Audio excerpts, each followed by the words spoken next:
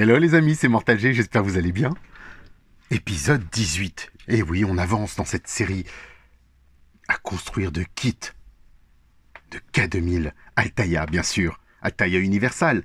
Alors, bah oui, épisode 18, aujourd'hui on aborde une belle partie, on continue notre belle maquette. Souvenez-vous, dans l'épisode précédent, on avait entamé le ventilateur. Donc les 3 ventilateurs, quand même c'est costaud, on a de la belle pièce. Et puis bien sûr, dans l'épisode encore précédent, la roue complémentaire qui m'avait posé quelques soucis d'ailleurs. Mais voilà, je suis pas le seul, je sais que quelques-uns ont vissé, ont eu des problèmes à ce niveau-là. Donc voilà, on va ici découvrir la continuité radiateur et autres, bien sûr, parce que là on attaque une partie pas négligeable, hein, donc le montage du radiateur, comme vous voyez ici. Mais on va aborder bien sûr notre petit fascicule numéro 18 avant tout. Donc les professionnels. Une conférence au sommet visant à mettre fin au terrorisme international doit réunir sous l'égide de la Fondation des dirigeants du tiers-monde. Or, il se pourrait qu'un saboteur ait infiltré l'équipe d'escorte. Michael se voit chargé de le démasquer. Alors, très sympathique épisode aussi. Michael est à un moment donné pris pour cible. Il est même pourchassé donc par l'équipe. On découvre. Je ne le raconte pas pour celles et ceux qui l'ont pas vu, mais j'aime bien cet épisode. Franchement, j'aime bien cet épisode avec une belle flopée d'acteurs. Très sympathique. Liste des chansons qu'on retrouve bien sûr. Picking Up Strangers de Johnny Lee. Home on the Range de le Knight Rider Cast. Alors c'est toute l'équipe. Alors ça, on apprend que toute l'équipe avait fait une chanson. Donc c'est super sympa. Moi j'aime bien ces choses-là. Donc le commando spécialisé, on nous parle bien sûr des professionnels, de toute l'équipe, des années 80. Alors ce qui est rigolo, c'est que depuis, on va dire 3-4 numéros, on a ça. Ce logo années 80, comme si c'était vraiment spécifique à cette époque et vraiment ce petit flashback en arrière est plutôt agréable, j'aime bien. Donc là on parle du saviez-vous, le nom du bar country qui apparaît dans cet épisode, le Buckaroo Club, est aussi celui du bar fréquenté par Colt Seavers. Donc vous savez, c'est celui qui est interprété par Lee Majors, l'homme qui valait 3 milliards, le fameux homme qui tombe à pic, qui lui aussi a été créé par Glenn Albert Larson. Donc c'est rigolo parce qu'il y a plein de choses comme ça, comme je vous avais expliqué. On avait aussi le décor de Hill Valley de Retour vers le futur, donc tout est lié les amis. Cette voiture, Retour vers le futur, oui, Retour vers le futur aussi, parce que la voiture de Retour vers le futur a été designée par qui? Michael Chaffee. Michael Chaffee qui a designé KITT. Et oui, donc on retrouve des équipes de Retour vers le futur. Bizarrement, en plus, comme par hasard, j'adore ce film. Et en plus, je vous ai montré la Retour vers le futur Marty McFly. Je vous ai montré la DeLorean de Playmobil. Et il y a plein de choses. Donc vraiment, c'est fou parce qu'il y a un lien, un vrai lien qui se fait chez Universal. Et ça, c'est bien. C'est plutôt sympa. Comme avec à l'époque où ils réutilisaient certaines scènes de K2000 dans Superman, inversement, le film Superman, et ils ont réutilisé la scène pour l'épisode de K2000. Ça, je vous en avais déjà parlé. Voilà. On va avancer sur ces rubriques puisqu'on a toujours le roman photo. Ça, c'est toujours important. La phase de montage en 4 pages. Et le rétro turbo boost, les amis. Mais qu'est-ce que c'est que ça, le rétro turbo boost? Est-ce que vous vous souvenez quand KITT était en chute libre? Eh oui, Michael endormi. La chute libre, il descend, il est sur une falaise, prêt à mourir, tous les deux d'ailleurs, parce que si KITT tombe de cette falaise, il se détruit. Et là, Michael a eu l'idée, l'ingéniosité, d'utiliser le rétro turbo boost, de demander à KITT d'inverser les puceaux réacteurs et de les propulser par l'avant. Et ils sont sauvés les amis. Ça a marché, donc super. Donc voilà, on nous détaille tout ça, bien sûr, tout est expliqué. À quel endroit même, c'est fort, à quel endroit on trouve le bouton à côté du HTDD, donc High Traction Drop Down, qui surlève le châssis. Enfin, vous verrez tout ça dans votre fascicule. C'est juste pour vous donner un petit peu envie que je vous dis ça. Allez-y, allez le voir. Franchement, je trouve que c'est plutôt pas mal. Fascicule numéro 18, épisode 18. Et on attaque. Regardez, tout ce petit matériel-là. Ouh là là là là là. J'espère qu'on va pas avoir de soucis à monter ça, hein. Regardez, quand il y a des petits tuyaux comme ça, j'aime pas ça. Mais, il faut ce qu'il faut, hein, pour que notre voiture soit belle et qu'elle ressemble à quelque chose. Moi, j'ai quand même hâte de vous présenter tout ça. Donc, on a le tournevis qu'il faut, on a la pince, la paire de ciseaux pour découper tout ça, proprement. Et tout y est. Alors, on va attaquer. Je vous dis à tout de suite.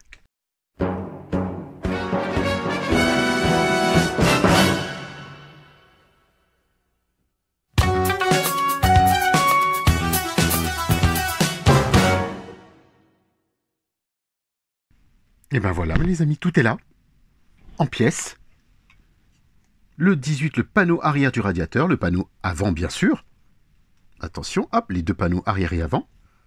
On a ensuite le cadre du radiateur, des tringles qui sont réellement en métal du radiateur.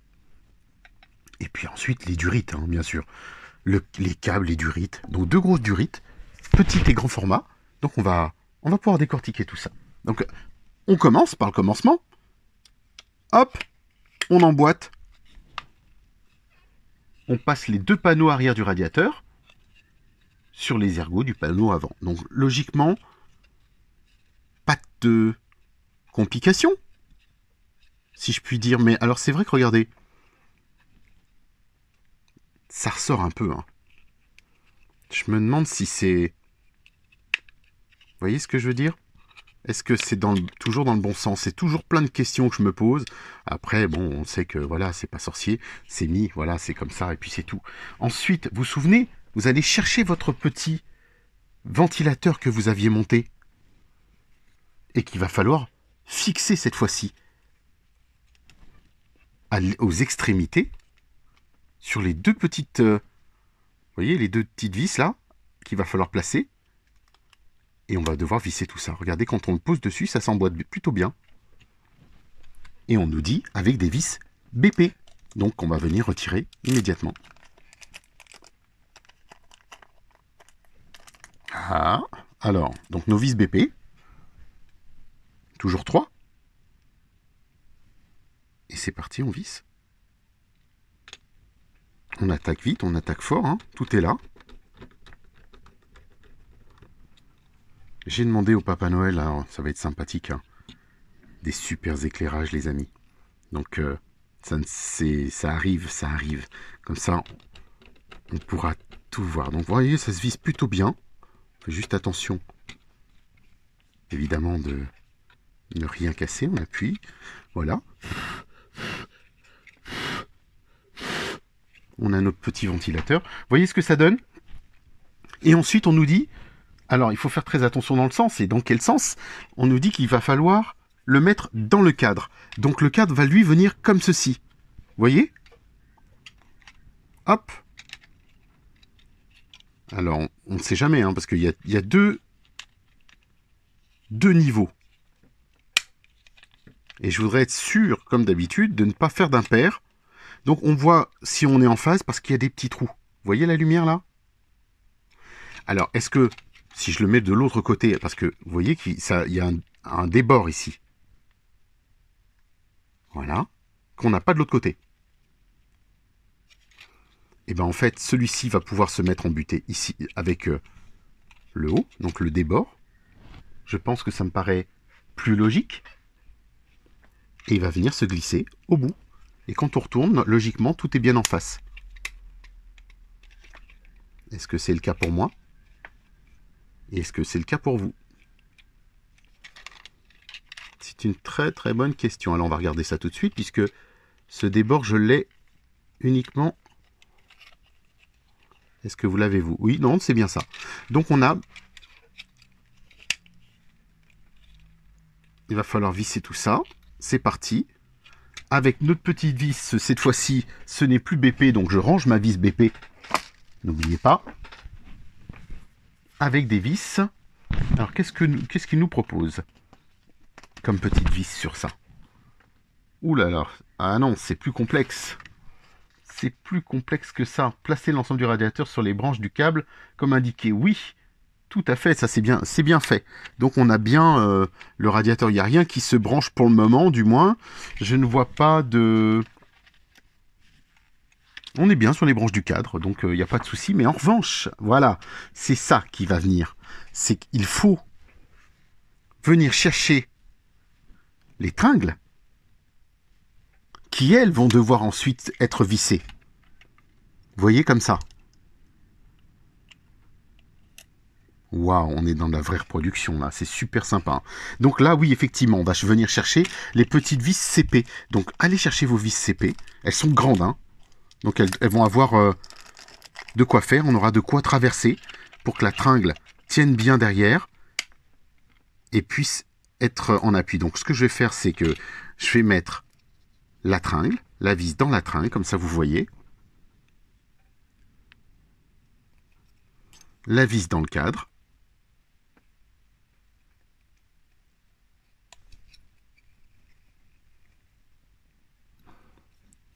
Alors ils nous disent ils nous disent la tringle, premièrement la tringle du bas. On va quand même essayer de respecter un petit peu les choses, monsieur Mortal G. On va prendre donc la tringle du bas. Ce sont de toute façon, hein, vous voyez, elles ont les mêmes tailles. Hein. Donc on visse là, ici.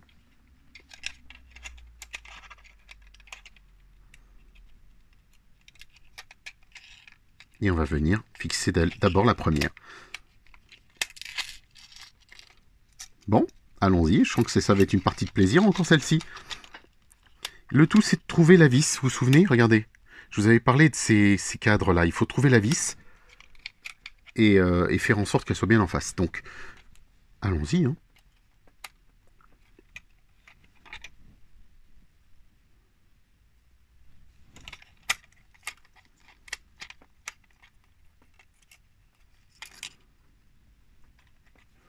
Ce qui est souvent compliqué, c'est de tenir 3 ou 4 pièces en même temps. Bah là, voilà, c'est le cas. 3-4 pièces en même temps avec la vis et de se dire, ben, il faut que j'aille ensuite chercher le trou de la vis. Ce qui n'est pas toujours gagné. Mais une fois qu'on l'a, on est content.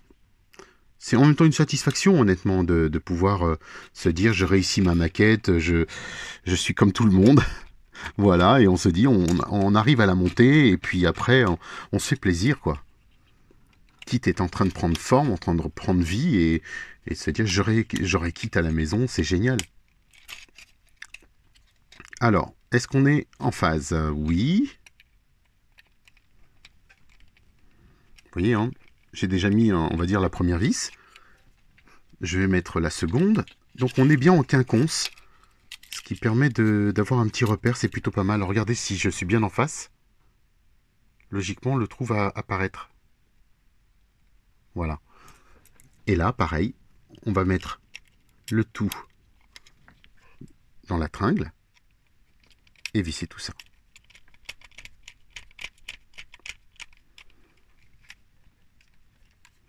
Est-ce qu'on y voit clair?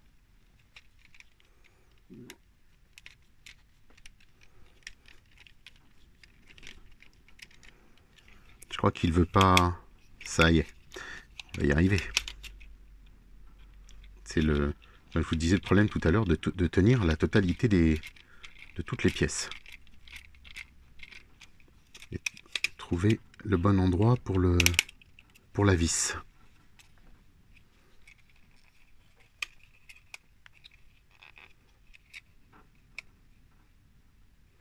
J'aimerais juste qu'il soit bien en face et j'ai l'impression qu'il y a encore quelque chose qui pose souci.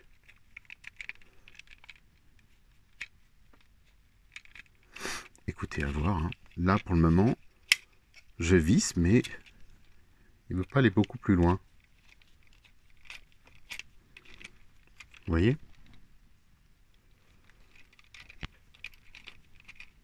Alors, je dois pas être en face de la vis, enfin en face du trou, tout simplement, mais pourtant, il a l'air d'être dedans. Toujours naviguer à l'aveugle, c'est usant. Et là, où en sommes-nous? Ça a l'air pourtant de visser. Hein. Je ne le vois pas se détacher, oui, c'est ça. Il visse bien.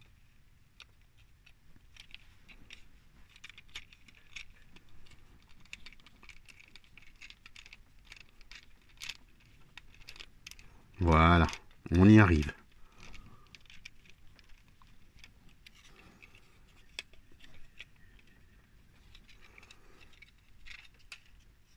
Oui, mais c'est bizarre. Il veut pas aller plus loin. Et regardez, quand on enfonce, il va pas chercher plus loin. Et pourtant, je le visse. Hein. Donc, c'est que généralement, quand c'est comme ça, c'est qu'il y a autre chose, qu'il n'est pas forcément en face. Il faut chercher la raison. Il n'y a pas de raison que ça se visse pas. Surtout que vous avez vu que la plupart du temps, tout se visse plutôt bien. Et là, il se visse pas du tout. alors que l'autre est bien fait. Là, je vois bien pourtant, je suis dedans. Vous voyez, on est dedans, il est à l'intérieur. Regardez. Mais la vis veut pas aller plus haut, plus loin. Alors, on va essayer de forcer un peu plus. Voilà, peut-être.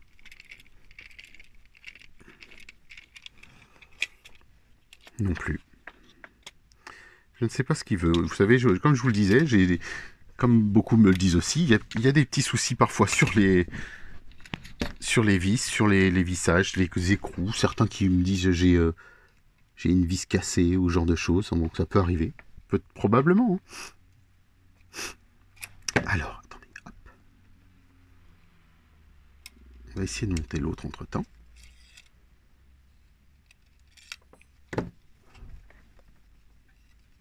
Ah, c'est du travail de couture, hein.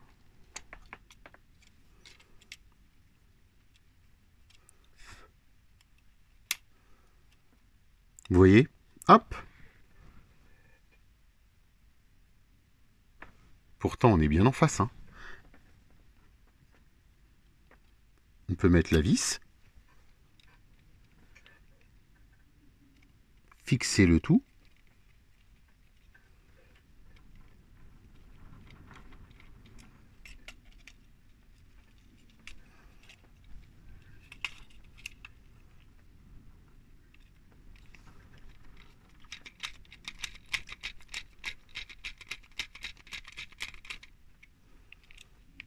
Là, il se visse plutôt bien.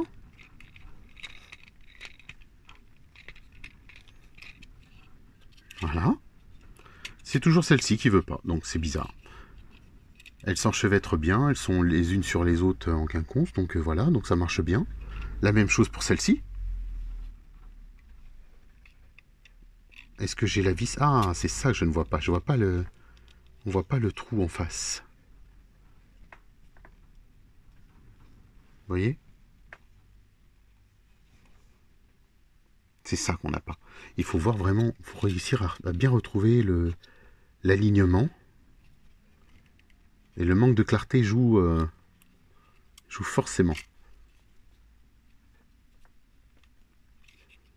Travailler à la lumière, c'est assez pénible. Et j'admets que si je pouvais faire ça à chaque fois en plein jour, ce serait génial.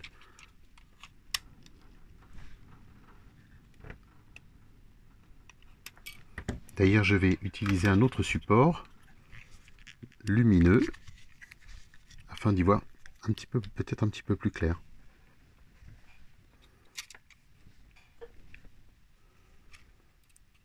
Alors essayez de vous y atteler à votre tour, mais c'est vrai que c'est pas facile. Toujours ces problèmes de vis. Vous voyez, je suis encore à côté.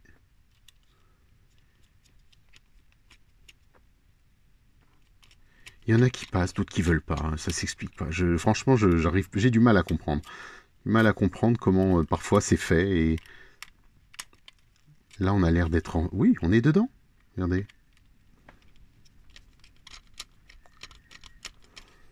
Ça se visse. On est bien à l'intérieur.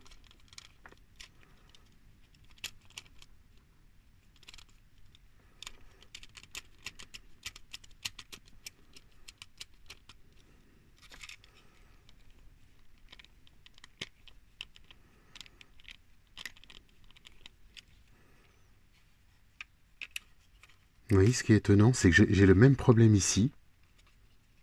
Je vise dans le vide. Je comprends pas.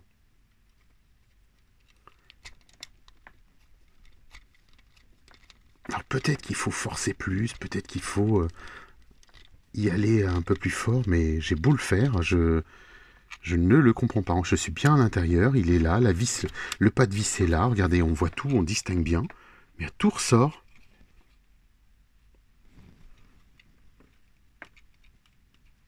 Moi, ce que je vous propose, c'est que je fais une petite pause. Je regarde tranquillement, parce que j'ai pas envie de le casser. Et je reviens vers vous tout de suite, en faisant le point, pour vous éviter de perdre du temps. Je regarde un peu s'il y a une différence dans le montage, comme ça. Et puis je reviens vers vous. À tout de suite alors. Eh bien les amis, c'était pas de tout repos.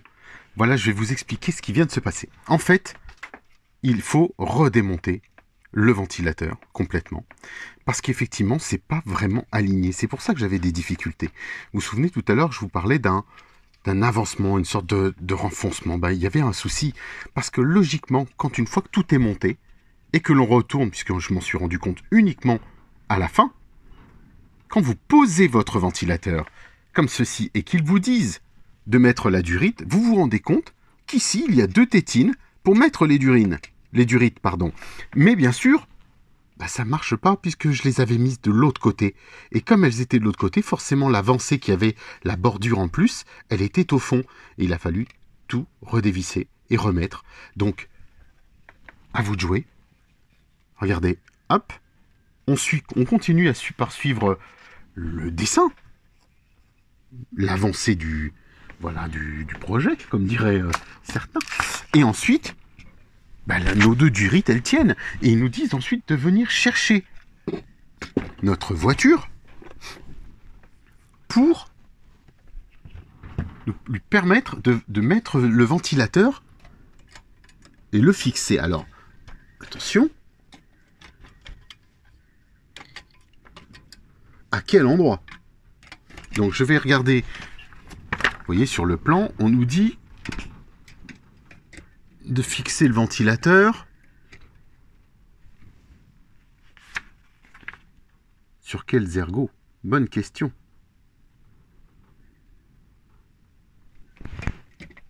Sur des vis EM. Alors ce serait logiquement ici,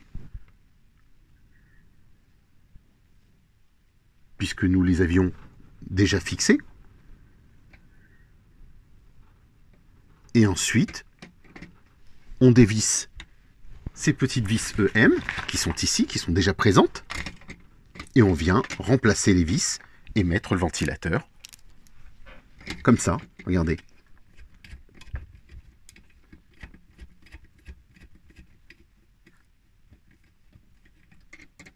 Ah, petit impair sur les vis EM, moi j'ai décidément pas les bonnes. Est-ce qu'il va vouloir? Ah, petit souci sur ce montage-là. Oh, autant pour moi, pardon. Bien sûr, suis-je bête? Non, voilà. J'ai cru que c'était les vis. J'ai vraiment un très mauvais éclairage et ça, vraiment, c'est handicapant, je vous le cache pas. J'ai hâte d'avoir ça pour Noël. Donc voici les vis EM, autant pour moi, bien sûr. Aujourd'hui, et vous là, on vient les fixer directement dessus. Ça va nous renforcer notre voiture, le cadre et le ventilateur. Donc sur la barre de torsion,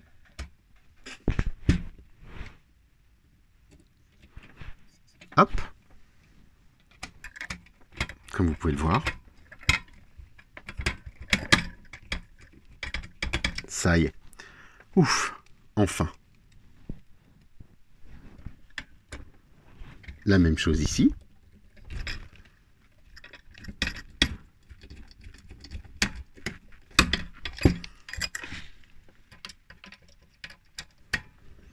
Et voilà. Nous avons donc, on ne force pas trop non plus, enfin le ventilateur de fixer. Vous le voyez comme ça. Avec les 2 durites. D'ailleurs, il y a une durite qui est partie. Qu'il va falloir refixer. Mais bon, je pense que on va voir ce qu'il en est de cette durite. Alors peut-être que, comme je vous le disais tout à l'heure, peut-être qu'il sera de bon ton de coller ces parties-là, si vous avez de la glu ou autre chose. Là, on voit que on peut le faire bouger et autres, mais vous voyez, ça repart tout de suite. Hein. C'est immédiat, donc je pense qu'un point de colle serait pas trop, franchement. À voir. Déjà, ça fait plaisir. On a fini cette partie-là à monter. Ouais, c'est pas toujours évident. Je pense que les éclairages... Alors, on nous demande de garder les 3 tuyaux. Mais ce que je vais faire, moi, pendant ce temps-là, c'est... Comme celui-ci, je vous l'avais montré. Je l'ai collé. Il bouge plus. Je pense que je vais faire les mêmes choses avec les durites. coller nos fameuses durites. Si vous avez de la colle à maquette ou de la super glue, bah c'est le moment les amis. Allez hop, on y va et on se fait plaisir. Merci encore.